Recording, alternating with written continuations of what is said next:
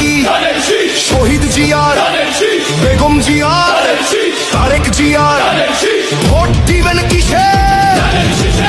ধানের শীষের জয় হবে নিশ্চয়। দেশের যদি ভালো চাও ধানের শীষে ভোট দাও, ভোট দিলে ধানের শীষে শান্তি পাবে। নবীন প্রবীণ মিলে মিশে ভোট দিব ধানের শীষে। 12 ফেব্রুয়ারি সারাদিন ধানের শীষে ভোট দিন।